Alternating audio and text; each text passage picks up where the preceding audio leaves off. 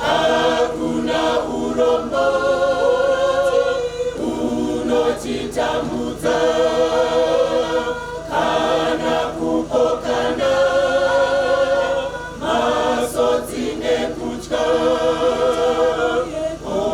anotakura tasvika kumusha hakuna kurwara nekufa kana nenamozve mbiri haleluya mbiri haleluya haleluya amen nekusingaperi haleluya amen nekusingaperi haleluya amen nekusingaperi.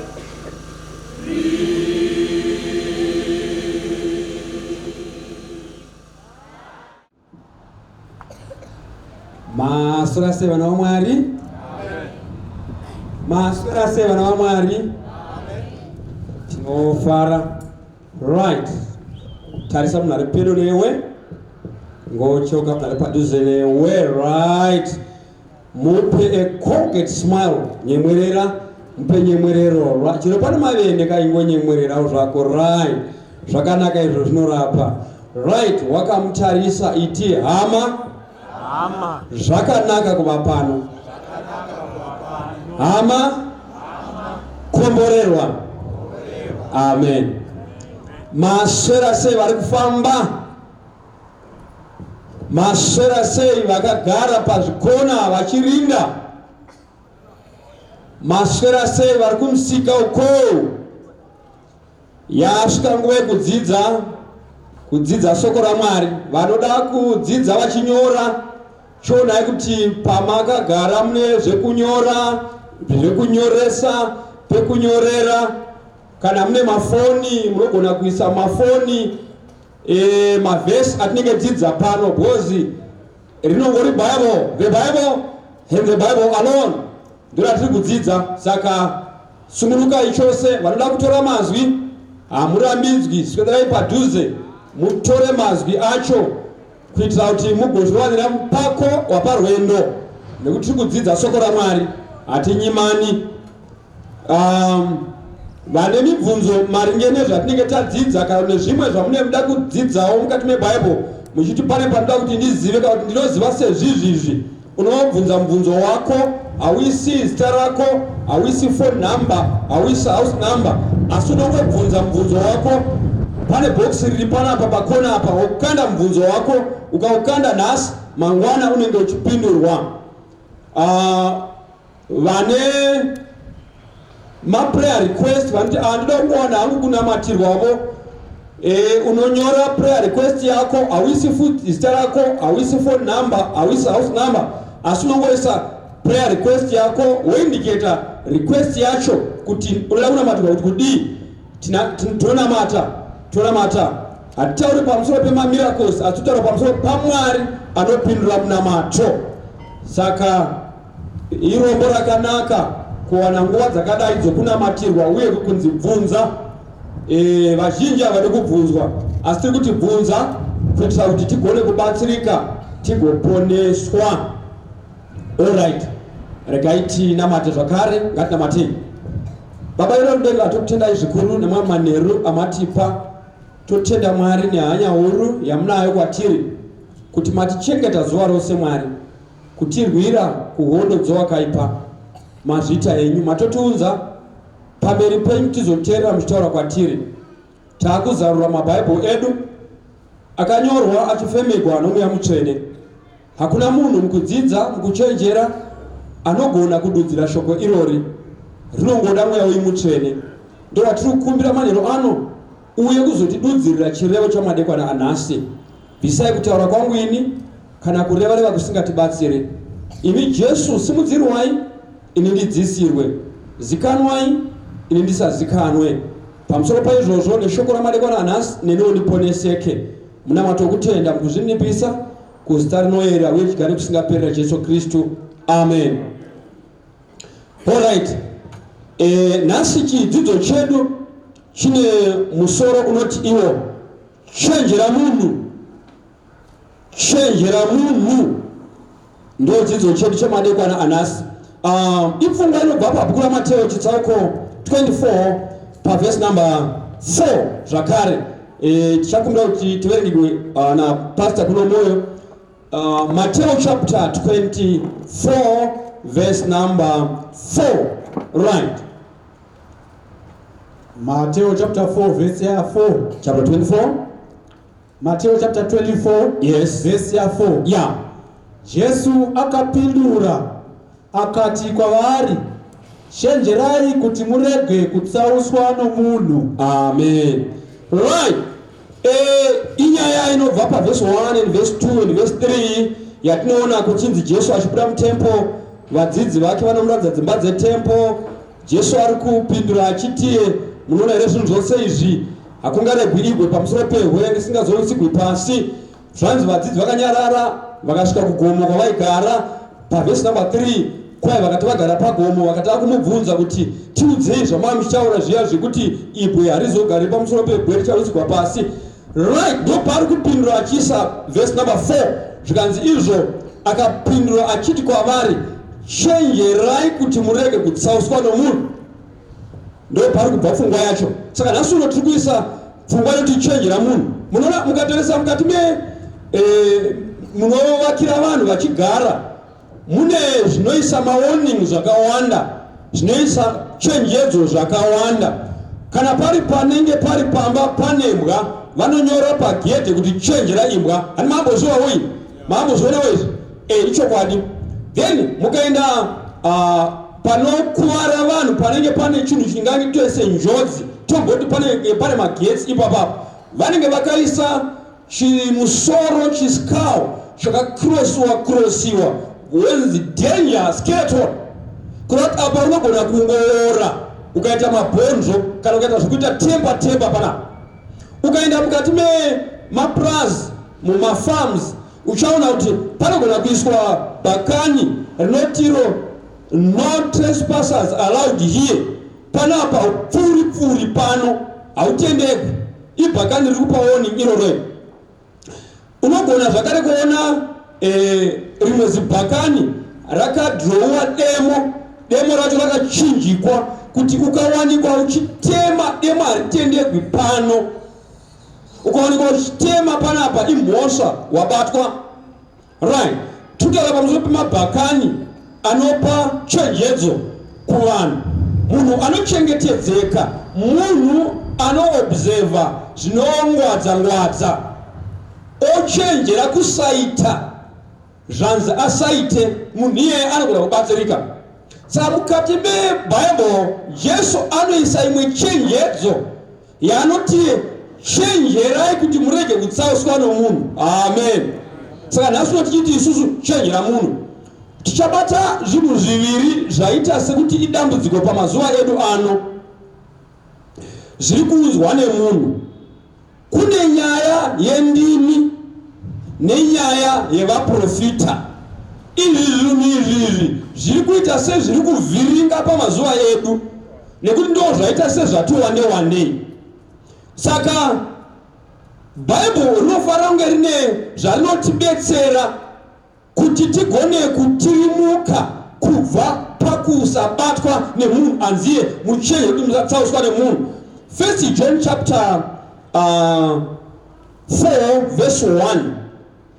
Tichambobata divi rokutanga nyaya yomweya, tozoenda tichinopendera nyaya yedu nenyaya yavaprofita. Zviriko ndo zvanetsa mazuva ano. 1 John chapter 4 verse number 1. Verse number 1. Vadikanwa, musatenda mweya yose. Yeah. Asi muidze mweya. Yeah. Kuti muone kana yakabva kuna Mwari. Amen. Gare pasi munhu waMwari. Ndiri kufara neBhaibheri. Bhaibheri rinoisa pachena kuti vadikanwa musatenda mweya yose. Amen. ukasaziva unogona kungofunga kuti munhu akangoti ndatova nemweya, iwe wotongofunga kuti ane mweya kana usina kunge wakaenda paBhaibheri. But Bhaibheri riri kuisa sechenjedzo kuti inzwai vadikanwa, musatenda mweya yose. Nemhosva iyi tisingafaniri kutenda mweya yose. Verse 2 inotipa answer.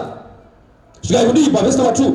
Ndizvo zvamunoziva nazvo mweya waMwari. Verse 1 ingasinaopera ka. Verse 1 ingasinaopera. Vadikanwa, musatenda mweya yose. Asi muidze mweya kuti muone kana yakabva kuna Mwari.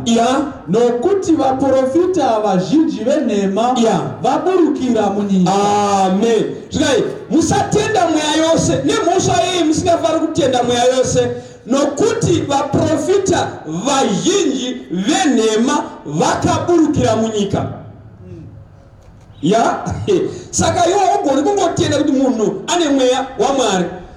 Nokuti vaprofita venhema vakatoburukira munyika. Tichazobata atoti matest paverse number 2 neverse number 3 zvichinda. But regai timbudzoka kumashure, because pane dambudziko rinoita mazuva edu ano aya. Vanhu vakawanda vanofunga kuti mweya wakatangira paPentecost. Ndomva matoona patova nemasangano anonzi maPentecostal churches.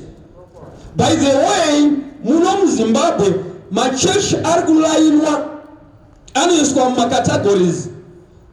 Tine anonziwo ma-evangelical Christian churches. Kuroti makereke akaita sana Methodist, sana Anglicani, sana Dutch, iwayaya nana Salvation, mapresbyterian. Aya machechi aya haazi mudivi renumber 2. Kune anonziwo maPentecostal churches. MaPentecostal churches ndo aya anoti isu tine mweya yatichahowa ndasi mweya yacho kuti yakaita sei. Kurati ndomwe makaita sana Zayoja, sana AFM, sana Zioni, sana Mugodi, name them.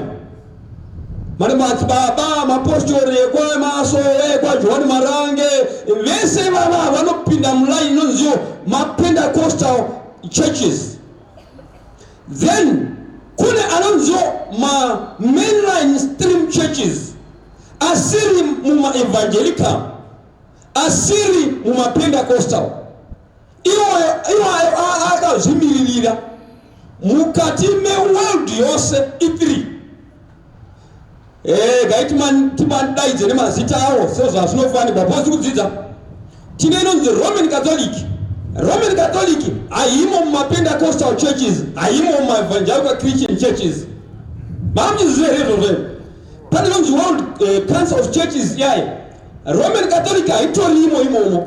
Iwaya machechi aya ari 3 atuti mainline churches hamo mumaboka maviri aya.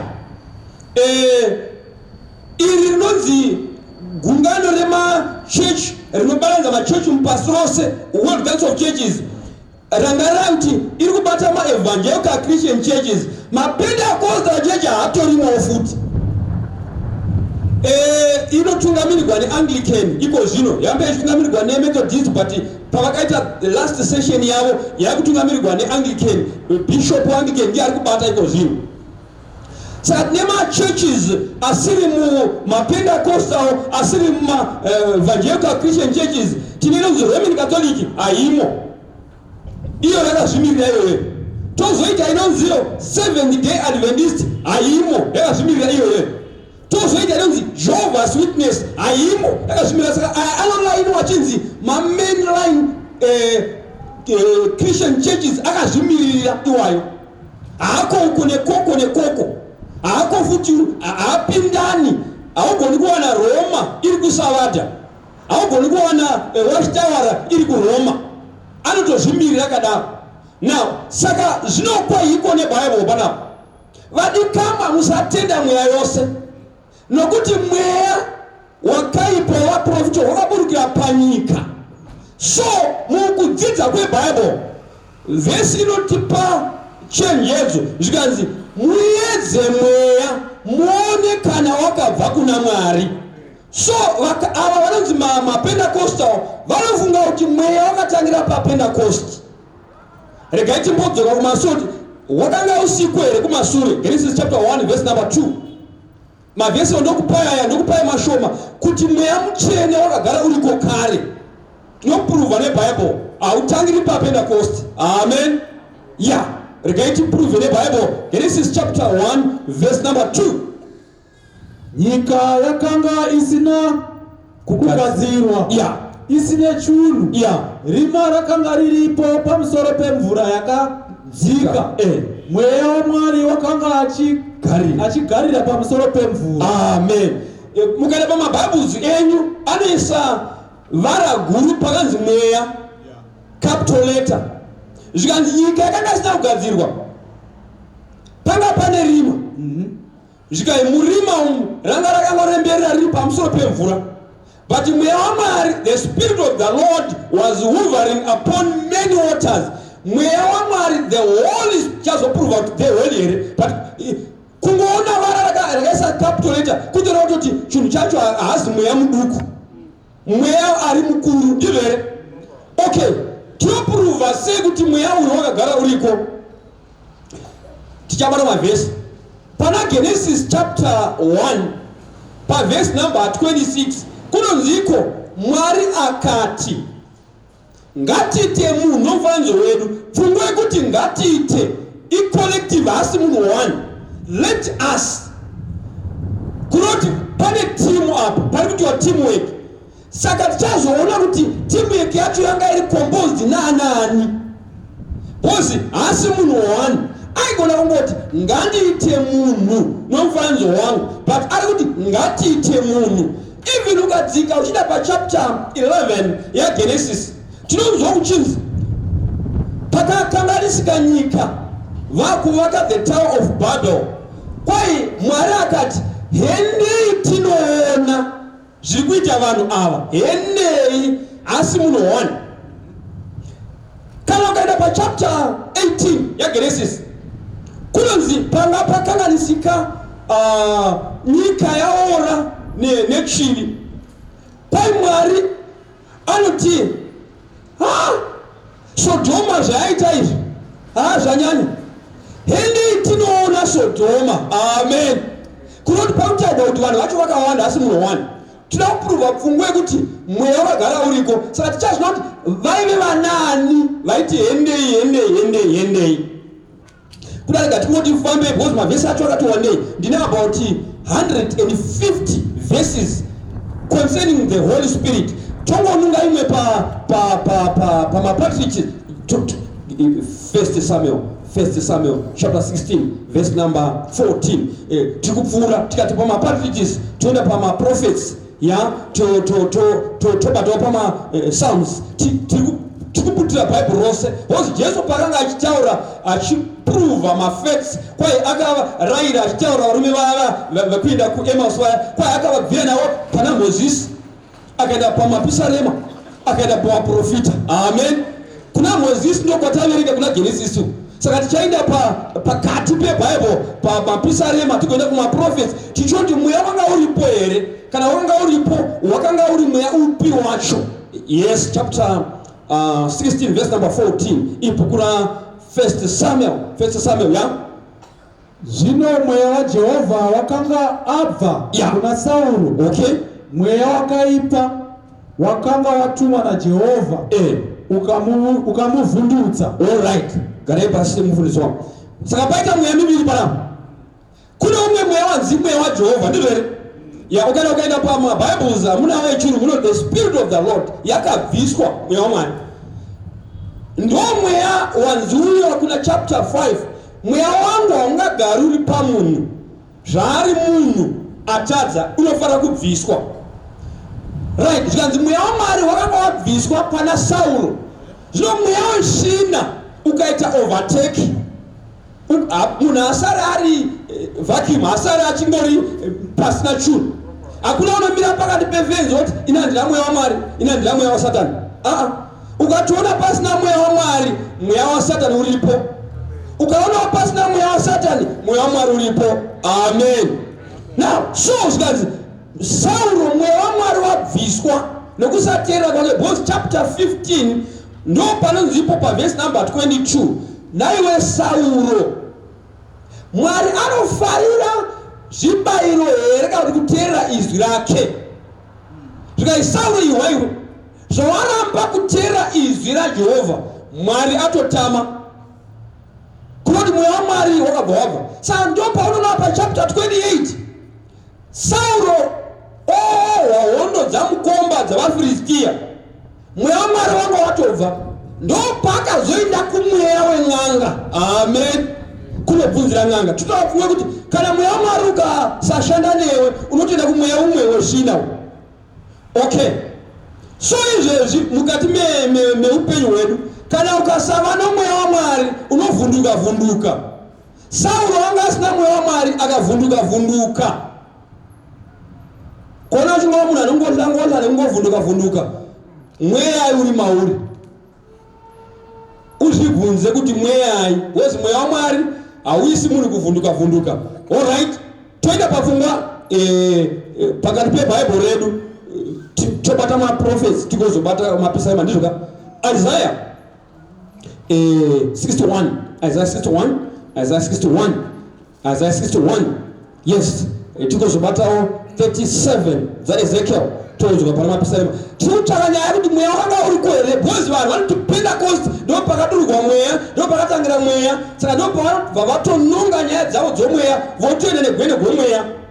Yes, 61 verse 1. verse 1.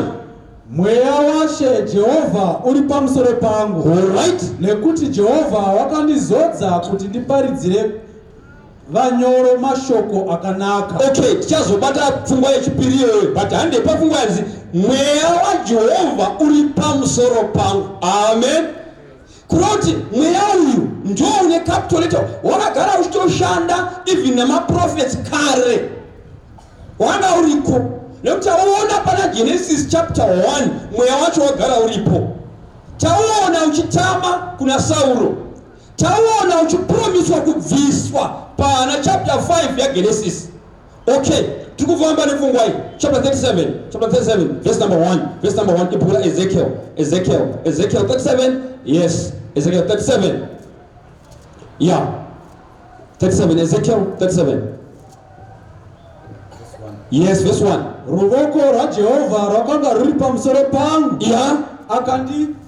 Akandibudisa nomweya waJehovha. Amen. Akanondiisa pakati pomupata. Aha.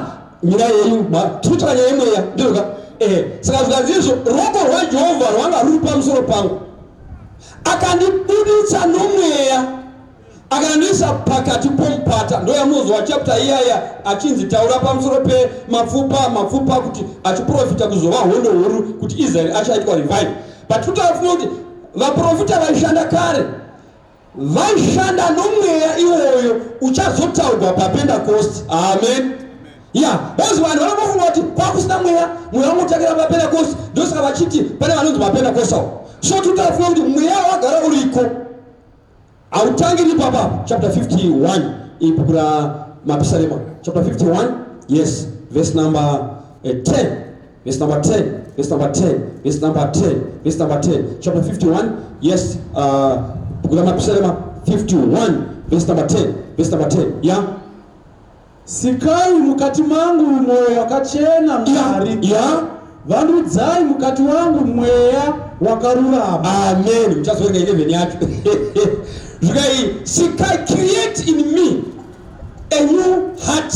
Sikai mukati mangu mwoyo wakachena. Amen. Muvandudze mweya wenyu ufaranuke, uvandudzwe, kuvandudzwa kuitwa renew. Mundiite chinhu chitsva nomweya wenyu mandiri. Amen. Ndi David verse number 11. Regai kundirasha pamberi penyu. Yeah. Musabvisa mweya wenyu mutsvene kwandiri. Amen.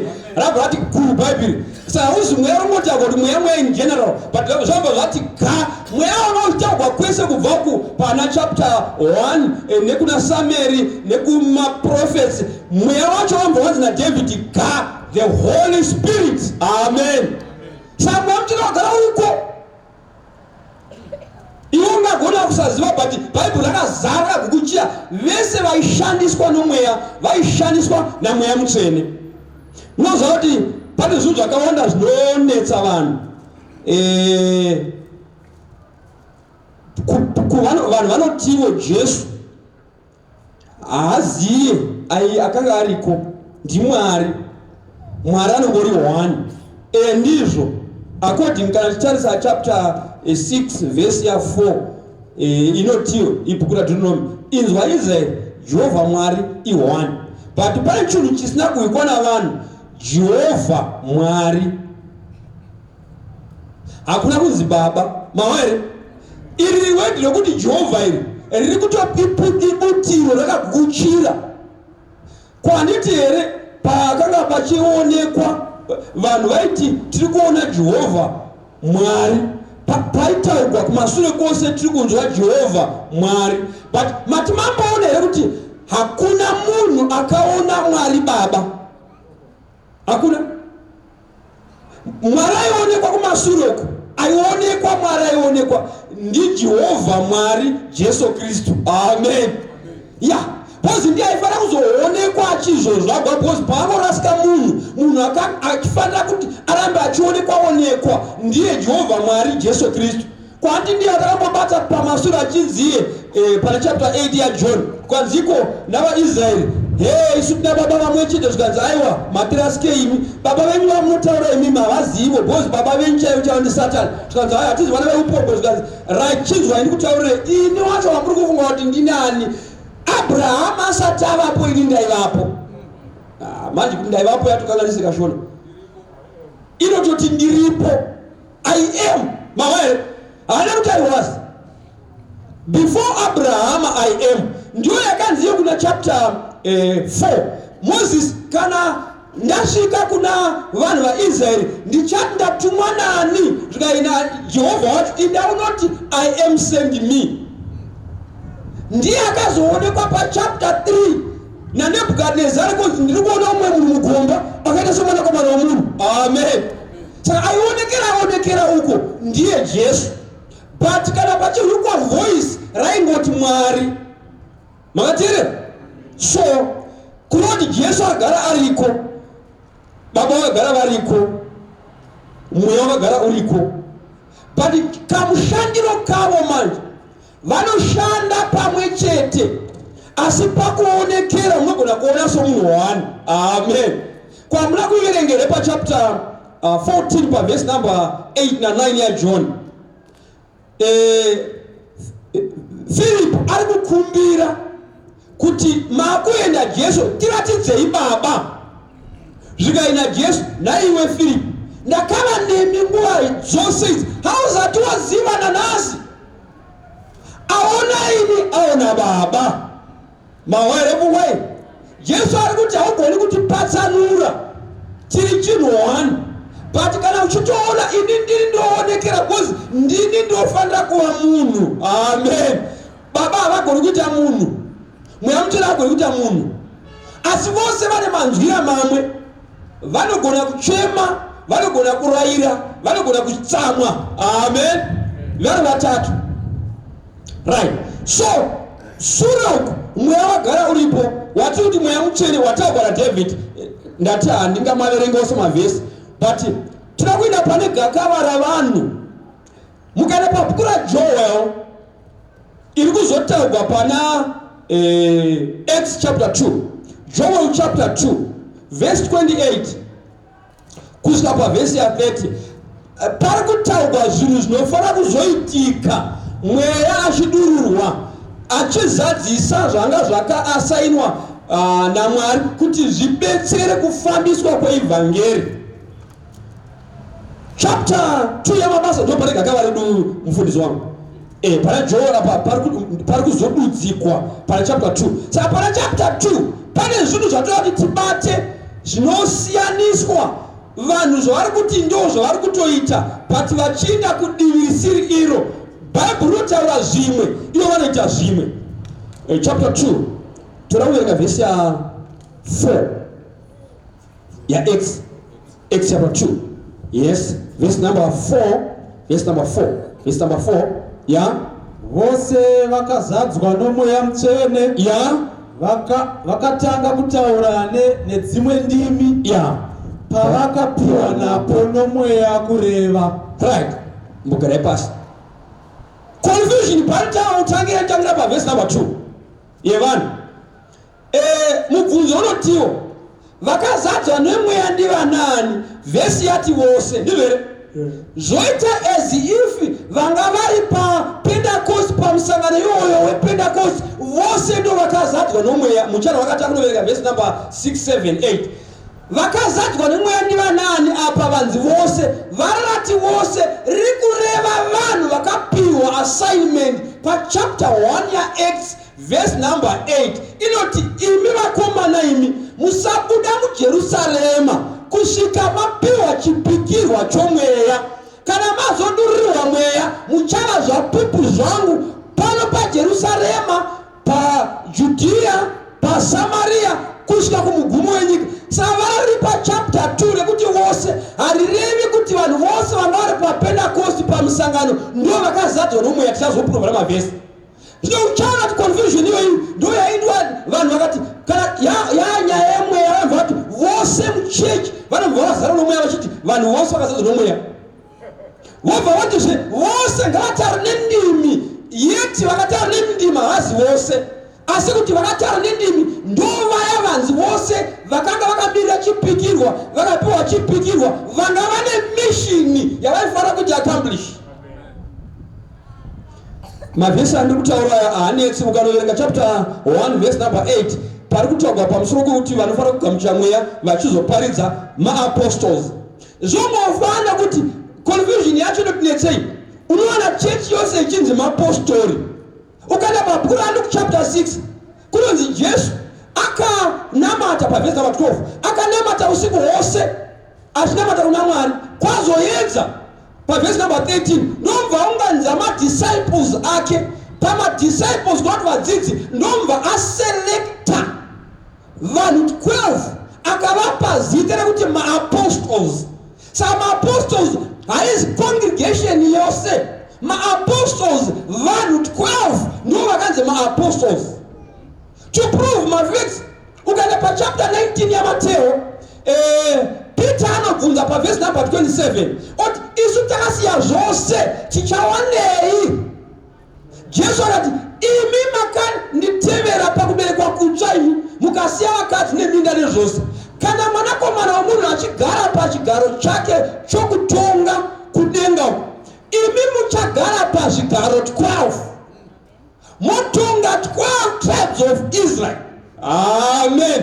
Sa 12 yamaapostles ya ndio ilikuwa apply na Jesu oti vane zvigaro zvavo 12. Sa iwo kana akafunga kuti uri muapostoli chigaro chakudenga chinenge chisiko possible kuapostoli kune 12. Ukaenda pabhuku raEfeso Paul oti pachapter 4 vose vaapostoli here kwete, vose vaprofita here kwete, asi akaisa mumakategories vamwe vaprofita, vamwe vaapostoli, vamwe vadzidzisi, kuroti vanhu vose havazi vaapostoli. Zvino uchaona chechi yose ichingo ndeye maapostoli. Ndo confusion iripo even panyaya dzomweya mutsvene. Vanofunga kuti mweya mutsvene wakatangira papentecost izvo mweya mutsvene wagara uriko. Saka vanozotiwo kana ushande mweya mutsvene ofunga kuti iye ndiye anofanira kuitisa mweya mutsvene izvo mweya mutsvene ndiye anofanira kumuitisa. Tichaibata pana John. Okay. So iyi lesson futi chikai mufundisi wangu inoda vhiki iri chingori one lesson because mune confusion. Saka pati kuti chenjera munhu tiri pafundo yekuti vanhu ndo vari kutsausa vanhu. Amen. Yeah. And to prove mavhesi hakuna dhongi rakambounganidza vanhu pasi chigare rikati vai pano ndikuprofitei. Hakuna. Kana dhongi rangonetsa rinomira murodhi rotsikwa rofa zvaro zvapera. Hakuna katsi yakambounganidza vanhu ichiprofita. Hakuna tisatambozviwa pasi chigare. Kana katsi yanetsa inotiza pamusha roita gora. Hatisataona imwa yakambounganidza vanhu ichivaprofita. Kana mwe yatonetsa zvayo zvakwidza inoita zvingwamupengo ina musango. Kusiyana kwezvipfuwo patutaura. Asi ukaenda pasi pomuti, pasi pegomo, pasi pajinga pegamutri hameno kana kuno kusina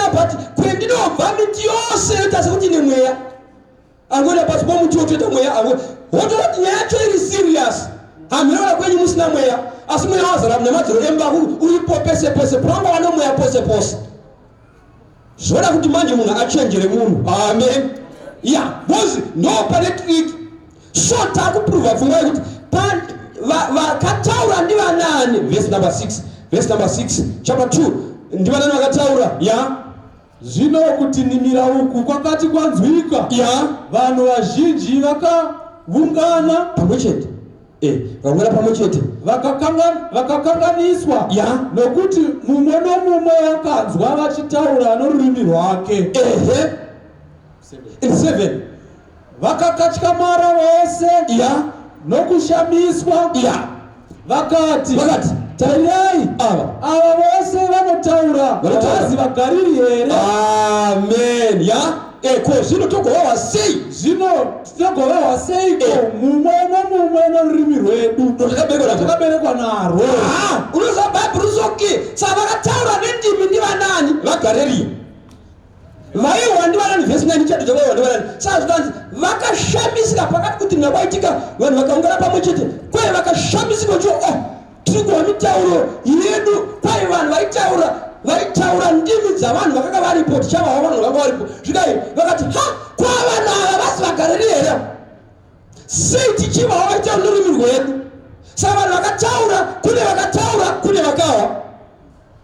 Tatoisa mutsauko manje wamashoko. Saka yavakumwari vanhu vose vakataura ine madzako vaiwa ndivanani? Kune vakataura kune vaiwa. Saka vaiwa rurimi rwavo, and they were not Galileans.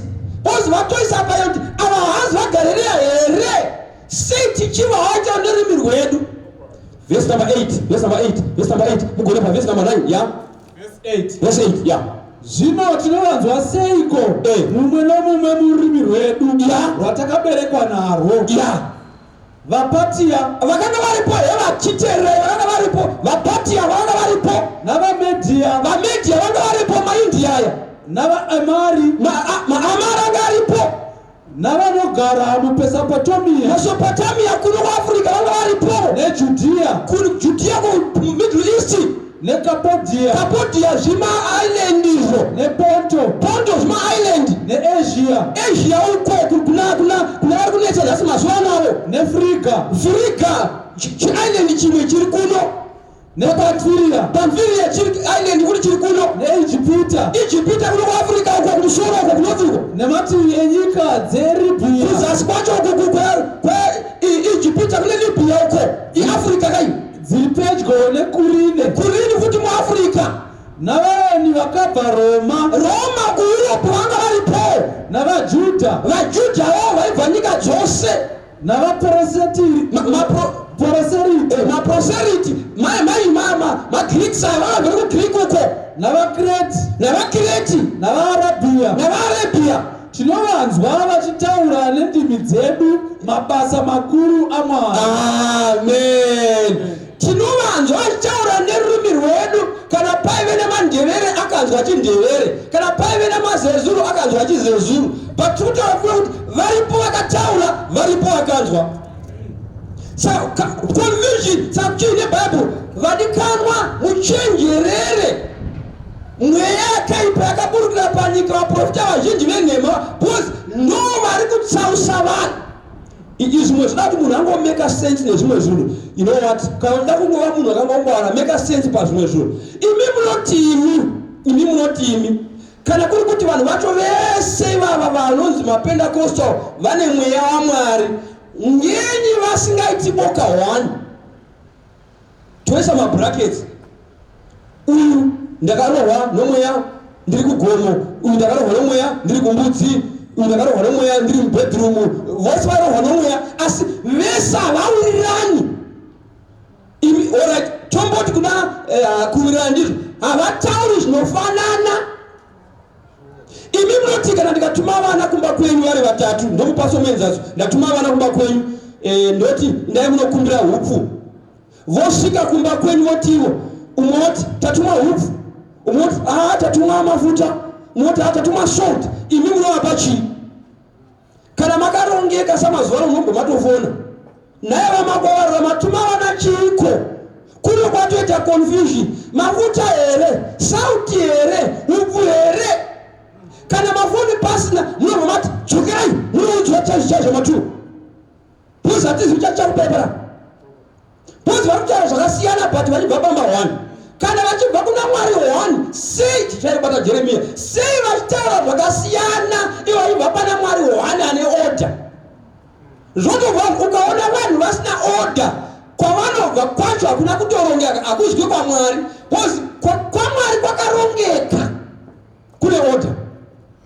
Alright, nguva zvatichapera naini tichatoziva vaprofita ka yemndimi bhozi neronetsa kana wakana pabhuku ravakorinde 1 Corinthians chapter 14 ndo panonunga vanhu ipapapa kuti chipo chandimi zvikadidi vobva vati zari navakorinde asi Corinthians inoisa pachena zvekuti munhu anobva vati nai vakomana. Yes, chapter 14 verse number 3 yeah, talking about verse number 3 yeah. Asi unoprofita unotaura kuvanhu kuti vasimbiswe kurayirwa nokunyaradzwa unotaura norurimi unozvisimbisa iye asi unoprofita unosimbisa kereke. Alright, mbogarai pasi Paul ari kuti pane zvinhu zviviri zvinofanira kuti zvipatsanurwe kana munhu kuprofita mubate mavara kuprofita kunotaurwa nezvako kuisa shoko raMwari ravatumwa naro kumunhu kwarofanira kusvika mawere ndio inonzi prophecy. Haizi nyaya yekuti iwe ndio unofunga unoudza munhu excuse me asi Mwari ndiye anofanira kutuma neshoko. Tinavo vaprofita vaitumwa ende Mwari haamutsi muprofita kana pasina chikonzero anotomutsa muprofita kana paita nyaya yanetsa. So kana uchitaura shoko raMwari kumunhu uri kusimbisa munhu. So kana maungana pachechi sezvatiri kuita izvi zvendiri kutaura izvi zvinosimbisa chechi because tiri kutaura shoko raMwari but kana ndikashandisa rurimi kuda andoti inini muri banji vanga vashoma vanonzwa ndizvo tiri kupembera Mulungu imoti kochachi rudziko baba mwana kuti pona mududziri anoziva chero ndizvo kuti tiri pano tiri kunamatani Mwari but hazvibetseri kutaura chewa kuvanhu vanovashona. Ingotaura shona yacho because message ndeyaMwari. Problem yaita vanhu nozoti vanhu vaita problem kungoti maybe akataura nechirungu stereki kuda Mwari wacho anogona kuhwa.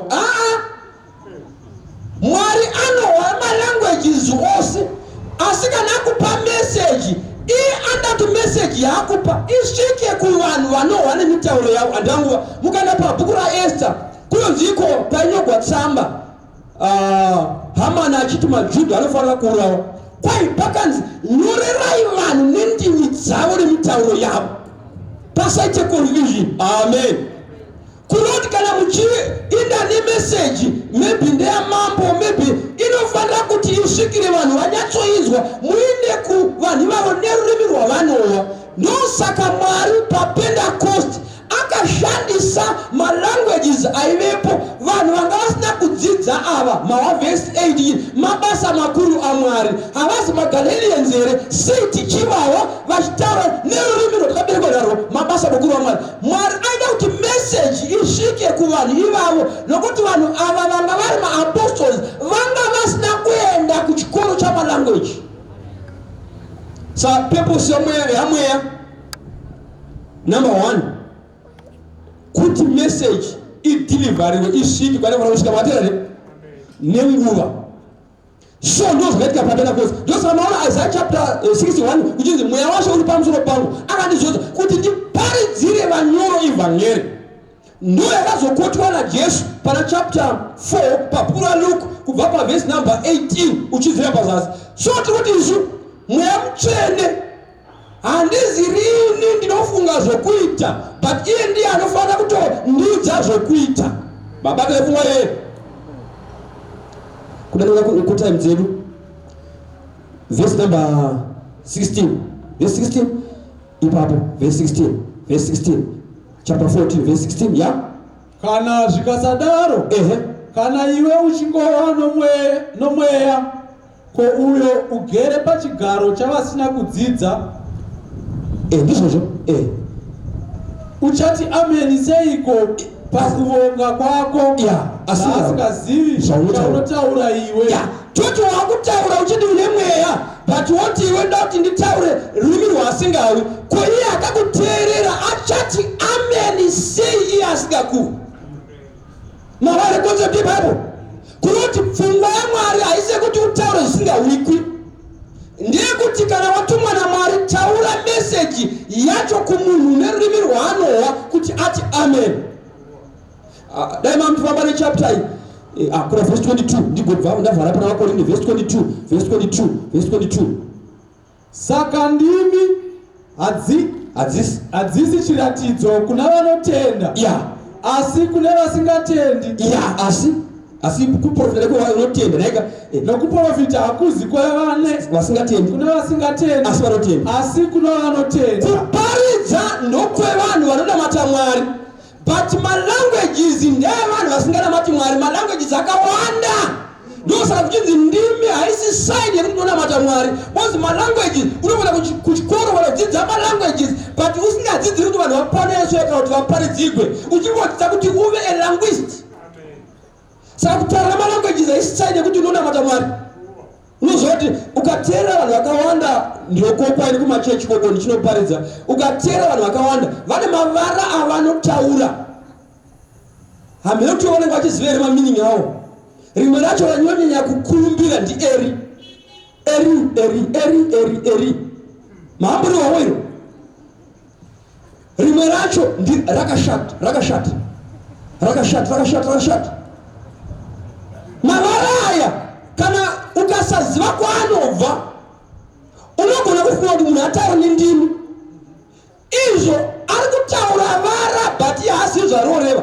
Eri zvinoreva kuti my lord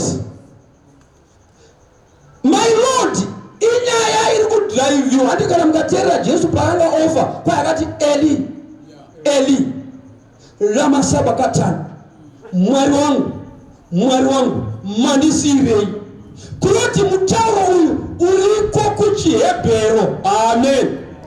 Now kana ukandotsvaka iri vara kuti rakashatiri, iri vara rakafumiwa, riri kutaurwa navanhu vane mweya kwete waMwari. Because rakashata ipazi here kana kuti rakashata zimunhu here hatizivi. Panongodzi rakashata because vese vari kumapinda kuti ndona vanonyanya kushandisa iroro rakashata.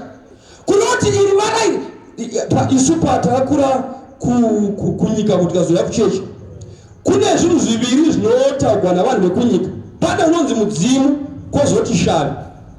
Vanotopatsanusa kuti shavi nderipi, mudzimu ndeupi. Mudzimu unouya uchitaura zvinohwikwa navanhu, asi uchiti mweya wabva kuvanhu veikoko wodzinza, hautauri zvisingawikwi. Asi unogona kugwarisa munhu zvikadii, but kana wobuda unonyatsotaura asi achishanda sekunge kuti ndimbuya kandisekuru zvichinyatsonzwikwa. Shavi manje haridaro. Shavi rine zvinhu zvakawanda zvaroita, rinogona kuya richitaura chichangani pamapenyu kuti isi kuri kwakusina machangani. Kana mukada kuribikira doro ndimi marigamuchira. Ende mudzimu haupengesi munhu, anopfava. Shavi rinopengesa munhu. Pane shavi regudo, pane shavi renyoka, mashavi akasiyana. Vanotozoti iri shavi kana marida imi moribikira idoro, but imozoti hausi mudzimu shavi. Zvino kana vanhu vekunyika vachiziva kuti mudzimu wakadai, shavi rakadai, isu tonamata tingatadza sei kuziva kuti uyu mweya waMwari aya madhimoni. Mwari ngatibatsire ndizvori. Mukaona pachinzi munhu ane mweya waMwari achingoshanyarika, mobva matomaka kuti hauzi mweya waMwari. Ndakambokoka kunenge chechi kwai eri aidzunza musoro eri ndobva ndashamisika kuti ko mweya uyu mweya rudzi. Zvino paakaidzudza musoro akazotaura mavara mamwe echirungu obva kuchihebheru.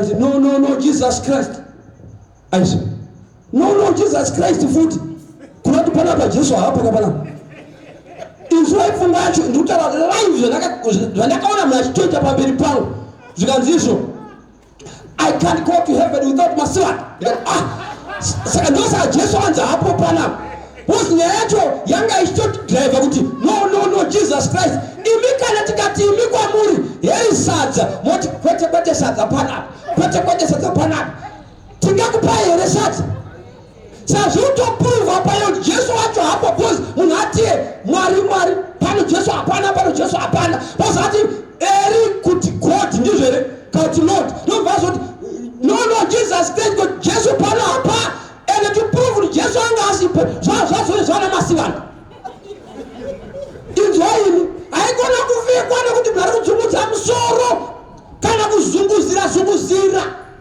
hauzi mweya waMwari unopengesa munhu mweya waMwari haupengesa unotodzikamisa unotoura pasi handingangowazve ndaiprova naDaniel ndaiprova naRevelation but handeipafunga iyi tema test maybe 4 kuti muprove kuti hausi mweya waMwari kana ndewaMwari. Number 1 zvanzi pa 1 John chapter 2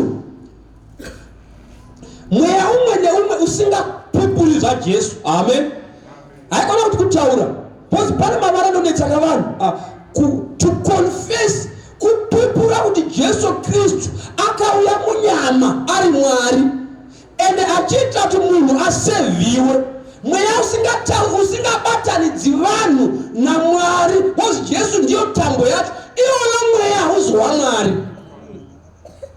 Hino ndakambototi 2013 ndichienda kuHarare kunoparidza kuProspect Park ndichiburuka kombi vanhu vanga vari pamufaro because papa inozi judgment night but inobva tiri kuvanhu nhasi madliwa vanhu vadliwa imi muchindaita mari iye akataura mari zveshuwa izvai zvaanga ataura that night yainzi judgment night iyo akatiye Zimbabwe toda kuinamatira kuti idzokere panzvimbo yayo idzokere pa 1985 ite cream achireva nhema apedza izvozvo iye akaona kuti apanyepa because by December Zimbabwe inenge yadzokera pana 85 iye by July because papanga ari muna 28 April iye by July akabva anotenga imba kuSouth Africa akabva anoti 4 ikoko December achisara uchayanga atoenda kuSouth Africa kune cream saka ichokwadi here chaakataura kuti December inofanira kuti Zimbabwe inge yava 85 kunoti aidza vanhu mari unozoti munhu akatitsamura ndikati madliwa akatsamura ndikati you reprove my words ndainda uchazviona iwe unofunga kuti munhu angakuudze kuti Zimbabwe ane kampani yaavhura here because chinoita kuti nyika ibudirire macompanies amen saka kana asina kampani yaavhura inema ezvivavano unoona vakasungirira bhenguro rine zita romunhu ini ndakaenda kumba kwacho kuWestgate akaisa zijurawo rakaposa kuita seuyu haoni zviri mukati pagedhe pamusoro pacho panenge pane reservoir pagedhe panenge pane mupurisa pane imbwa pane pfuti haupapindi panenge pane masensa 100 meters firimu unenge uchitosvika payadi kuti pane munhu ari kusvika pane masensas iye kana aiziva kuti mabhenguro anochengeta akadii kubvisa juraho akaisa mazibhenguro akatenderedza musha wake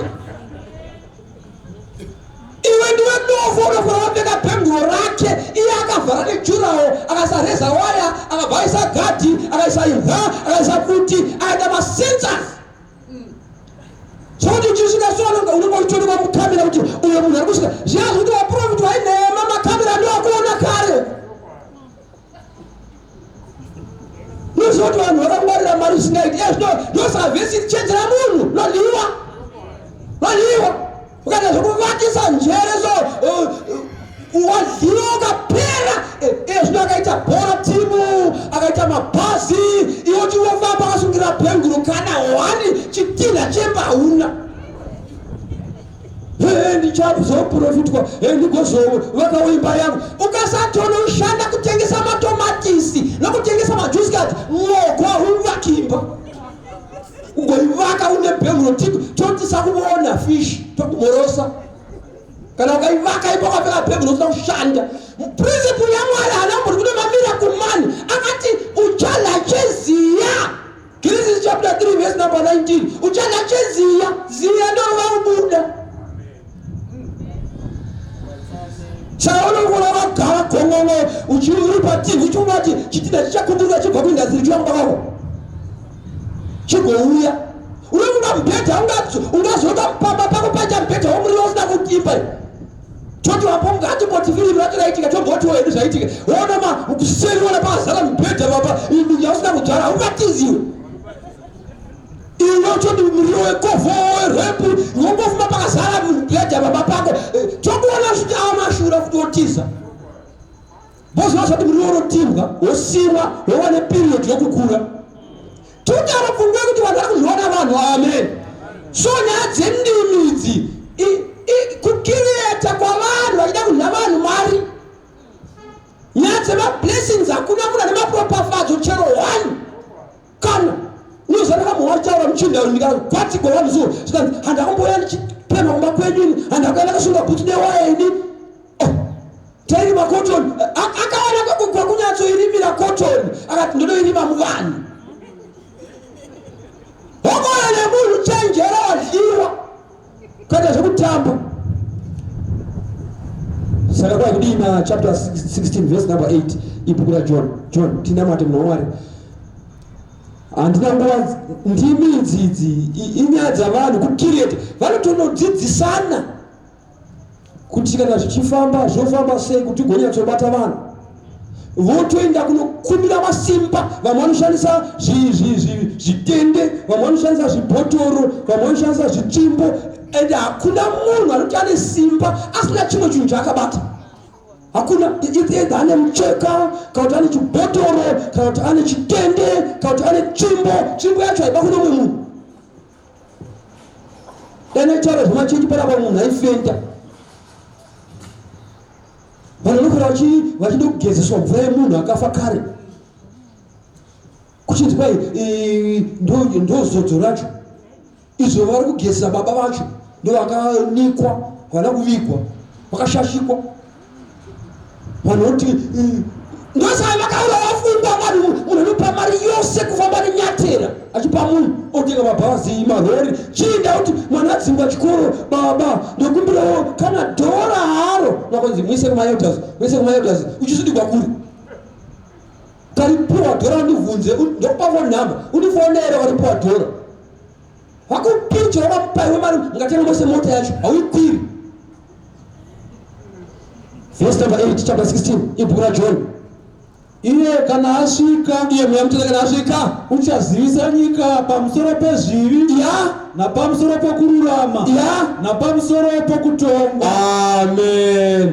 Kana mweya mutsvene asvika pachechi, asvika pavanhu, basa rake nderekuzivisa vanhu pamusoro pechitema. Haiwa kuti munoti mune mweya but vakadzi hopo mweya wacho ndewei Kiti akatovunza akati mweyayo naye mutendi mweyayo wamuti munawo but muchitabarika so apa uchibira vanhu dachivhura bhuku raMika kwai munodla vanhu muchivashura ganda ravo sezvinoita chingwa muchivabika muhari kupedza vanhu vangu Mwari achipopota. Zvikagara mweya mutsvene asvika number 1 anozivisa vanhu pamusoro pezvivi. Amen. Kuti anotsivira kuti izvo zvitendegwa izvi zvinotendegwa ndo basa ramweya mutsvene haisi nyaya kuvhara vanhu. Nani mufundisi wangu munhu anosvika pamba penyu osvika pamba penyu ogara go wakwe ndikuona panapa pane gomba pakaipa fani dai pakaipawo papindirei iwe concept iri wrong kana pakaipa emira kunzoti pamba penyu pakaipa ndisvikipo ndokupiwa mvura kumauri kunzi ende atomwa mvura yavo wotodarika kuti ndaona pakaipa pamba penyu asi wagara ukacherechedza kuti pane chihuku chiri kufamba here panapa panenge pane zvimarimari because pane zvinhu zvavanenge vachidaka zvinhu zviviri zvinodikanwa navanhu vevaya pfuma kauti madzimai akasvika akaati hapana pane dry right. Vakadzi hapana, mari hapana, unopfuura woini. Ende uri kugoona kuti kupusa kwavanhu anobva oti ndikuona he ngonzende kugomo anovata usiku hwose bhozi agaranga asina blanket munomuperekedza kusundura usiku hwose mise mablankets amoti makapusa imi dai zvaitobvira matara munhu amwari usiku unoda mablankets enyu aripi tigwende kugomo chiendai motora machira ya mwari ngatibatseni zvere. Kana achinge asvika verse number 13 tigonamata verse number 13 iJohn chapter 16 verse number 13 kana achinge asvika mweya mutsvene basa rake ya chapter 16 verse number 13 kana asvika mweya mutsvene basa rake rimwe verse number 13 ya asi kana asvika iye mweya wazvokwadi uchakutungamirirai muzvokwadi yose. Amen. Nokuti haangatauri zvake asi zvaakanzwa ndizvo zvaachataura uye uchakupa ridzirai. Amen. Basa rake mweya mutsvene kana achinge asvika anofanira kuparidzirai zvinouya. Amen. Kukuzivisai second coming. Vese vari kumaPentecostal churches, kumaevangelical Christian churches havatozivi Jesu nouya. Vari vachinyepera musachema munhu akafa aenda kudenga nhema dzichiburukwa. Mwari ngatibatsire ndizvere. Kana achinge asvika mweya mutsvene iye ndiye achakutungamirirai, haatauri zvake asi zvaakanzwa. Kuna kuti mweya mutsvene hasiye anotungamirirwa, iwe ndiwe unotungamirirwa namweya mutsvene ndizvere. Ende hautauri zvako but iwe unotopiwa namweya mutsvene zvokutaura. Dai tachiverenga 1 John chapter 5 verse number 7 inoti there are three that bear record in heaven, the Father, the Word and the Holy Ghost, and these three are one. Zvikanzi kune zvinhu zvitatu zvinopupura zviri kudenga, Baba neshoko namweya mutsvene, zvikanzi izvozvo zviri zvitatu chinhu chimwe chete. Saka haugoni kupatsanura zvinhu izvi. Dai tachiverenga chapter 4 yavaEfeso, kwai musachemedza mweya mutsvene, anogona kuchema munhu. Amen. Dai tachiverenga bhuku chapter 12 yaMathew, zvikanzi izvo naJesu munhu unogona kutuka Mwari Baba, kutuka Mwanakomana, asi anotuka mweya mutsvene haakangamwiri kubva zvino kusvika nenguva inouya. Pairehwe kuti kudii kutuka mweya mutsvene, kuti kana wawa shoko ukaomesa mwoyo wako, mweya mutsvene ndiye akasiyiwa achipa dominance nekuvhundutsira vanhu kuti vatendeuke. Jesu ainda. Saka kana Jesu odzoka, vese vakaramba kutendeuka ndo vakatuka mweya mutsvene, ndo vakaita blasphemy, vakaramba kutsiurwa namweya. Saka ivavo hakuchina zvimwe zvichavabetsera, because shoko rakanga richivabetsera ndo ravakaramba. Mweya mutsvene aitaura mhana dzavo ndo zvavakaramba. Saka kuponeswa kwacho kunotinetsei. Manhu vanotora kunamata. Vaprofita vazhinji venhema vakabuda munyika vazara, ndizvo ka kudaro vasingazvizivi. Hakuna munhu anogona kuvamba chechi. Ukangoona munhu avamba chechi, iye munhu iyeye akadorashika. Chechi haivambiki, chechi akagara iriko. Chechi vanhu vanoijoina. Amen. Ukaona munhu achikupesanisa nehama yako nemuvakidzani wako, haana kutumwa naMwari. Ukaona munhu achikuvhundutsira, kukuvhundutsira, mweya mutsvene hauvhundutsiri, unodzidzisa. Jesu achivatuma vapostori akati muvadzidzise, haana kuti muvavhundutsire. Ndizvo ka soti vakunamata. Shoko ramanheru ratino chenjera munhu, ndizvo ka muupenyu hwako. Chero nhamo yakunetsa sei, chenjera munhu. Usanobvunzire nhamo yako kumunhu, isa nhamo yako kuna Jesu. Mwari ngaandibatsire manheru anhasi. Ndoda kuti mweya waMwari usatama mandiri, mweya waMwari usabva mandiri. David atiye sikai mwoyo mutsva mukati mangu, musabvisa mweya wenyu mukati mangu. Une munamato here so wangu manheru anhasi? Mwari sikai mukati mangu mwoyo wakachena, musabvisa mweya wenyu mukati mangu. Mukangobvisa mweya wenyu mutsvene, mweya wakaipa unotonga. Kaune munamato wakadaro, simuka munhu waMwari tinamata kuti Mwari mausiku anhasi ndaropafadzwa neshoko renyu, musabvisa mweya wenyu mutsvene mukati mangu. Ndingasara ndikaita nhamo naSatani. Mwari ndibetsere kana mweya wenyu mutsvene wapinda mukati mangu, ndinzwe tsiuro, ndinzwe shoko rinotaura mandiri, ndibve pane zvakaipa. Mwari kunopafadzei akuitire zvakanaka. Usiku wanhasi tichaita baptism musi weSabata. Varipo vanofanira kugamuchira Jesu saishe namuponesi vagobhabhatidzwa vagozvagwa pasva. Ivo vakadaro ivava vanozviratidza nekusundudzwa roko rwavo ndichinamata navo. Ini ndoda kuzowana baptism ndibhabhatidzwewo, shoko ndarinzwa, asi ndoda kuzvagwa patsva ndigovanawo ukama naJesu hwakazara. Ndichiwanawo kubhabhatidzwa norubhabhatidzo rwekunyudzwa mumvura, ndichisiya zvivi, ndichiwana upenyu hutsva muna Kristu. Aripo here vanoti ndoda kubhabhatidzwa Saturday? Kana Mwari aribatsira ndoda kubhabhatidzwa usimudze ruoko rwako ndinamate newe. Aripo here? Ndoda kubhabhatidzwa Saturday, ndoda kuwana baptism Saturday. Ndakunamata.